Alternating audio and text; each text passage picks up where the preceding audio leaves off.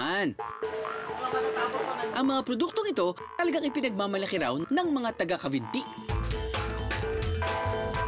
Gawa ang mga ito sa tuyong dahon ng pandan. Naakalain niyo bang pwedeng umabot sa 2,000 piso? Bago magamit ang mga tuyong dahon, may mabusising proseso muna ang pagdaraan ng biyahero gamit ang makinang ito. Ang tawag dito ay iluhan. Sa itsura pa lang, masasabi agad na ilang henerasyon na itong ginagamit ng mga lokal. Sa araw na ito, ipakikita nila sa atin kung paano ba ito gamitin. Para saan po ba yung iluhan? Pampalambot talaga ng pandan. Pampalambot ng pandan. Importante po ipalambutin ang pandan para ma-weave into iba't ibang klaseng bagay. Ayun. So, paano po ito? Nanay, maglalagay po. Yan, nandiyan na po. So hindi isa-isa. Kumbaga parang bundled na po. Ito, sanay po ako kasi marami po akong mga sanggol. Parang ginaganon kayong hinihili. Ayun. Importanteng mapalambot ang mga dahon ng pandan para hindi masakit sa kamay sa weaving process o sa paglala nito para smooth, kumbaga. Pandan lang po yung pinipipi dito. Wala na po. Iba. Karne, wala. Hindi. Okay.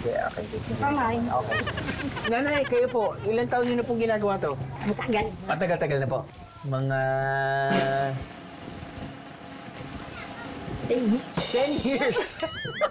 Nakasabay si nanay. Nakasabay si nanay. Ang galing. Stripping ang susunod na proseso para mas numipis ang hibla ng dahon. Meron silang ginagamit na parang manual shredder para dito. Hinahati niya into 1, 2, 3, ano yan? 6 or 7?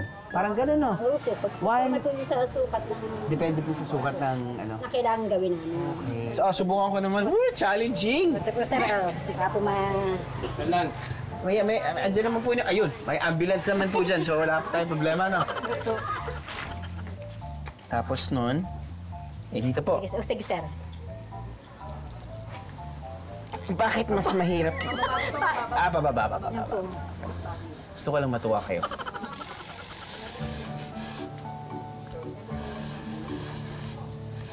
Iba na. Parating nangyayari yun sa akin. Give me another chance, Bejeros. Uy, mukhang okay to. So far, so good. Easy does it. Come on. You can do it. Pag masasayang. Yes! Tama po ba yan, Nay? Okay naman po? Pasado. Okay. Ang mga napalambot at hinibla naming mga dahon, pwede nang ilala at i-transform sa iba't ibang produkto. Hindi nila mga simpleng bayong ang ginagawa nila dahil may mga kikay na purse na rin at mga anik-anik. I'm the meeting is a BIA.